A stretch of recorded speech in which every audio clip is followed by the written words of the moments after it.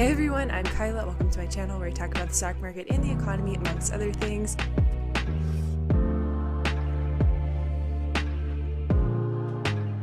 Today we're going to be talking about natural gas. So natural gas has been going through it for the past 24 hours. The February contract of natural gas went up 72% over the past 24 hours because there was a little bit of a short squeeze in natural gas. So today I'm going to be talking about natural gas and in general why we have so much volatility in the energy markets right now and the expected volatility that will probably keep on coming because of that. As a quick note, ECI, which is the Employment Cost Index, came in a little bit lower than expected, which means that the Fed is going to have a little bit less inflationary pressure there. However, the PCE, which is the personal consumption expenditure, which is what the Fed uses to gauge inflation, came in basically at an all-time high. Inflation is still a worry. What's going on in energy markets is probably going to make inflation even bigger of a problem. So let's talk about it. I don't even know where to begin. Somebody pointed this out in a tweet yesterday. There's a war of revenue and fuel in the nat gas market. So Russia exports a ton of natural gas to Europe. Russia is essentially responsible for 30 to 40% of Europe's natural gas supply. Europe is incredibly reliant on Russia, and Russia in turn is a little bit reliant on Europe in terms of actually making money. Nat gas is about 13% of Russia's overall revenue, and they made $62 billion off nat gas in 2021. There's a dual reliance here, but it's a war of revenue versus fuel, right? Russia, could they go longer without revenue, or could Europe go longer without fuel? It's a lot easier to lose, 13%-ish, 20%-ish of your overall revenue versus potentially freezing. So the world decided to transition to green energy policy without green energy investment, which isn't great, right? And I've talked about this before, but Europe was like, forget everything, we're going to go completely renewable, we're going to do solar, we're going to do wind, and we're just going to forget that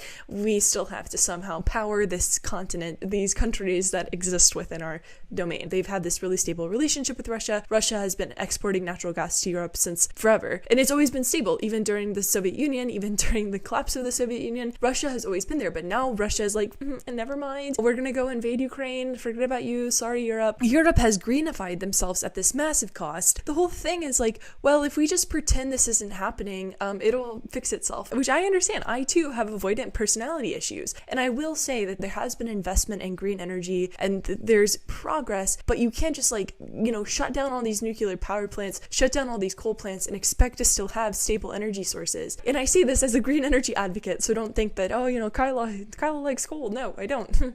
I think there needs to be alternatives, but you have to invest in the alternatives in order for them to work. It's like this big relationship between Russia and Europe where Russia exports a ton of natural gas to them. Europe is reliant on Russia because of that, and that whole relationship is falling apart, essentially. Even worse, Russia's about to invade Ukraine. That's a whole different story. Ukraine doesn't seem convinced that Russia is going to invade them. The Biden administration met with US banks today to be like, hey, we're probably going to sanction Russia, so here's how you prepare for that. That's a huge part of this narrative and a huge part of why Russia potentially invading Ukraine could be so detrimental, not only for the Ukrainians that are going to get their home invaded, but also for Europe in terms of how they access energy. So Russia is also a big exporter of oil. Oil prices are now above $90. Russia can also just decide to cut production on oil. So not only do they have control via natural gas, but they also have control via oil. There's also low spare capacity in oil, lots of underinvestment, a lot of underproduction, primarily because of just the weirdness of the past couple of years. Having the pandemic, oil went negative in March of 2020, and oil companies were like, what's going on? And if demand's going to be really low, we're not going to produce as much because people are locked inside their homes.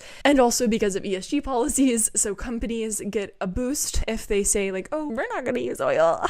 We're going to greenify, we're going to buy carbon credits. That's great until it's not great, because then it leads to underproduction and underinvestment. Russia controls a lot of oil. It's part of OPEC. They also supply 1/10 of aluminum and copper and produce 43% of palladium. They're also the largest exporter of wheat. Russia is a commodity exporting nation, so any disruptions, it's not just going to impact Russia, it's going to impact the world because we're a global economy. So if Russia decides hey, we're not going to do anything, number one, they're going to destroy their own economy, but number two, they're going to impact the economies and the lives of so many other people. That's the whole situation with Russia and commodities, and now Europe has to figure out how to get natural gas to heat themselves. The United States has stepped up and they're like, don't worry, we're going to talk to other countries to try and get this figured out, but there's there's infrastructure constraints on how they can actually get the natural gas to Europe. So there's a certain way that the infrastructure is in place. You can't just like go and ship it. You have to sort of have these different pipelines. You have to have different ways in order for this stuff to actually get through. That is also why Germany has been so adamant about Nord Stream 2, which is this pipeline that they want to open up into Russia and Russia into them. The situation with Russia is putting a lot of that at risk because it's like, well, we can't open a pipeline if you're going to invade Ukraine. Like,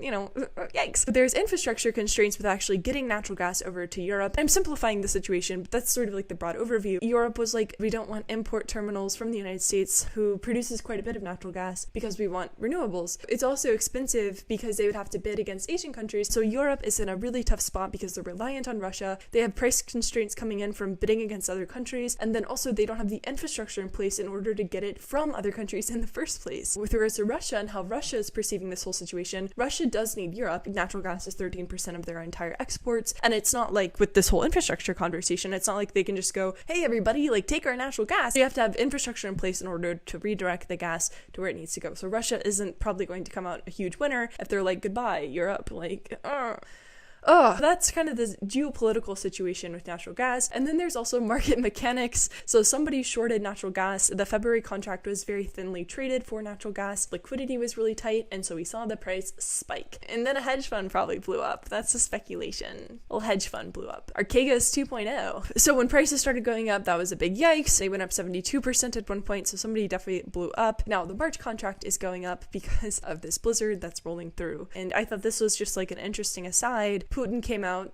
I think, on purpose and was like, now we're going to allow crypto mining to sort of take place in Russia. It already does to a certain extent, but he's sort of embracing it because Russia is really the perfect place to mine crypto. It's cold. There's a lot of access to natural resources in order to get those machines up and going. And then on the other flip side of that situation, you have the US, who's going to enact some sort of regulation soon because they believe Bitcoin to be a matter of national security. There's rolling blackouts in Central Asia, which makes crypto's energy process not super awesome because they do rely on countries like Kazakhstan in order to produce this energy that they need to mine the crypto. And so if all of a sudden those energy sources go away, which if the power grid goes down, so does crypto, that's not good either. And so that's a big situation. And now countries are turning to coal again. There was a very good article in Bloomberg about that. China's demanding a huge amount of coal. Coal demand is likely to grow nearly 3% from 2019 to 2024, reaching an all-time high of almost 8.1 million tons of coal.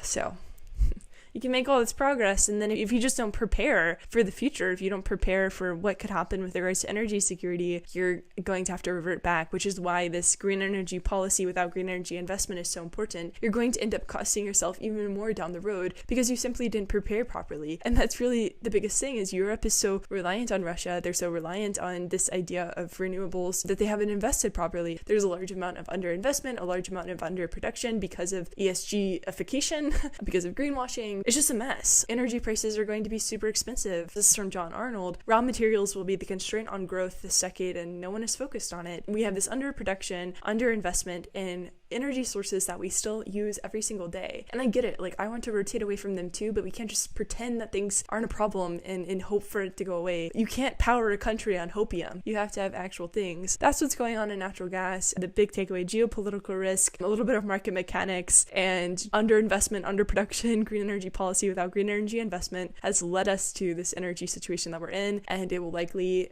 continue to get worse before it gets better. Leave your thoughts, comments, questions, concerns below. As always, I have a note page that contains all the notes for this video if you want to go check that out. Other than that, I hope that you're having a good day, and I'll see you soon. Bye.